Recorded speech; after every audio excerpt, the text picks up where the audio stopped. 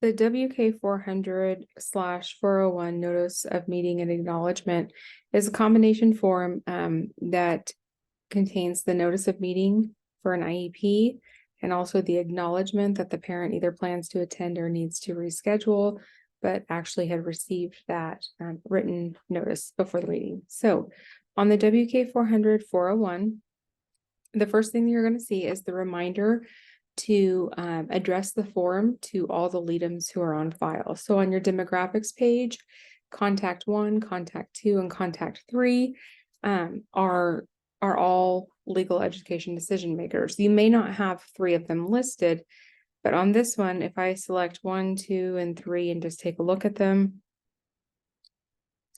you can see that only contact number 1 is filled out. And so LEDM 2 and 3 are blank, so I do not need to include those on the form. If you leave them there, it doesn't hurt anything, but sometimes people like to have it cleaned up and have it taken off.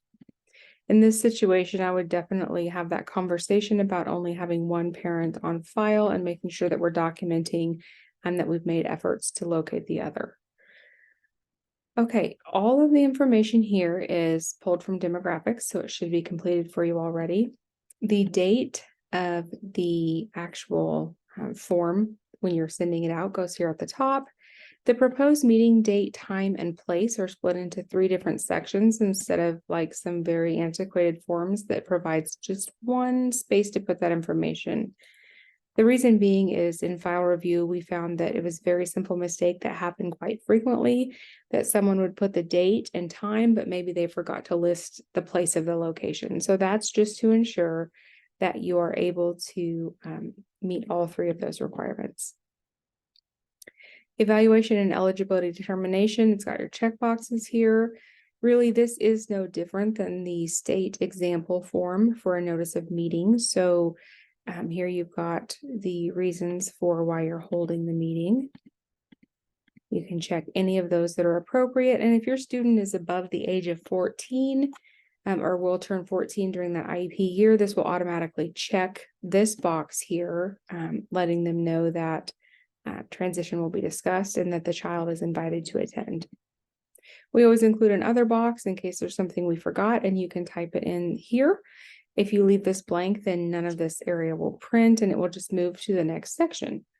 So you can see the required members are listed, which positions have to be available at the IEP meeting or have to be at least invited to attend. So that doesn't include, if you have a general ed teacher and your child is in middle school or your student is in middle school and they have, 4, 5, 6 different general education teachers. This area down here is not for you to list all of the general ed teachers or all of the people that you're inviting to the meeting. This is for you to invite people who are not required members of that team. So let's say you already have a general education teacher who's been invited. You've already invited a special ed provider, a school representative, someone who can interpret the results, part B to C, the student, etc. This is an area where you would include someone who maybe is not a member of that IEP team, but you feel has relevant information who would be able to contribute to that.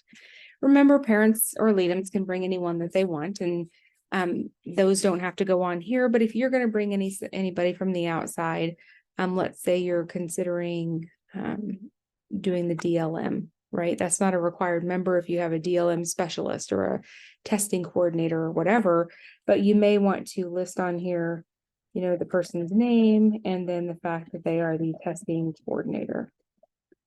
Again, this is not a required position. Those are all listed here. That's why there are only 2 spots and not several.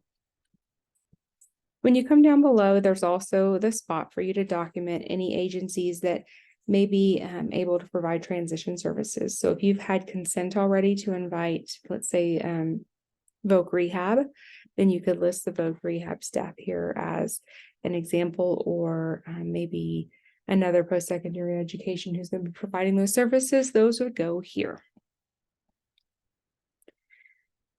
This gives the option for the person to fill in that if this date isn't, if these are proposed dates are not available or it doesn't work for you, this is who you contact.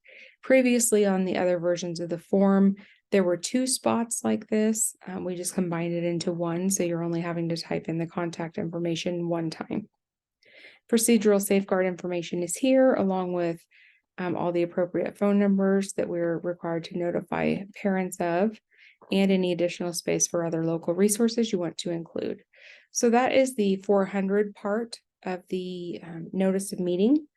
The acknowledgement follows. You'll get a page break here, and this is a separate piece of paper that when you print it can be sent back. That way the LEDM can keep their copy of the meeting invitation and they're not sending it back to you and then forget when the date is. Likewise, you can send this through the parent portal if you'd like to and get an electronic signature that way.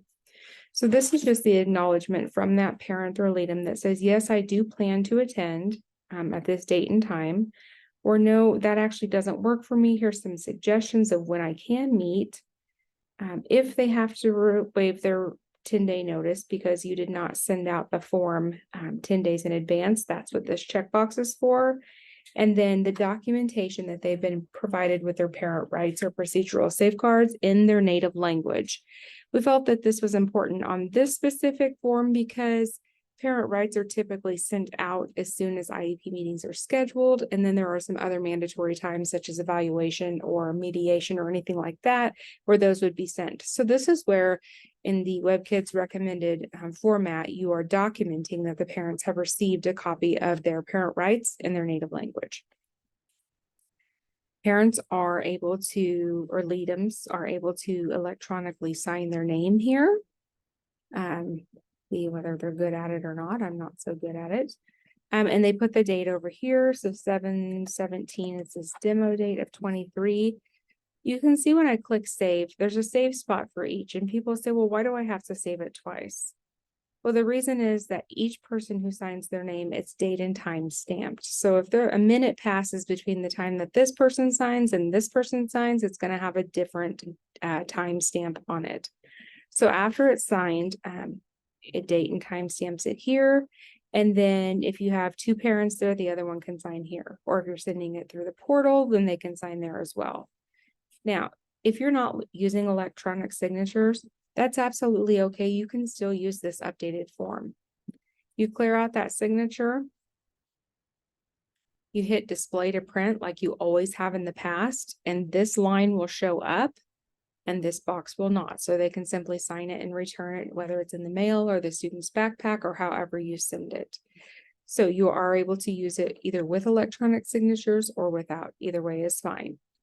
And then at the bottom of the form, we have the documentation of delivery. So a lot of people were using contact logs or forgetting to go back and write down that, yes, I did in fact send this to the parent or the LEDM, or I didn't send it to both of them, or I forgot to send it to one of them. Whatever the case is, this was designed as a way for you to document that you delivered this form and how you delivered it. So for example, on here, we have, what's it say, Albania Woodland. The first attempt, remember, we're required to give prior written notice. So this form would need to be printed and sent out. So let's say that I wanted to send this out and I did it in the mail to that address that I listed on 7/17/23.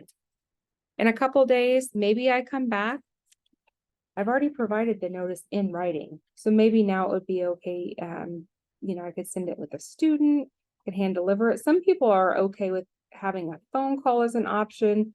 The argument has been whether or not does that suffice as written notice. I think as long as you provided it here, it probably does.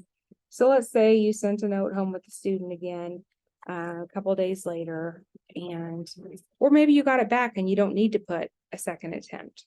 Okay, this is your documentation. The third attempt is on there because it's not necessarily required by KSDE, but a lot of agencies require their people to try at least 3 times.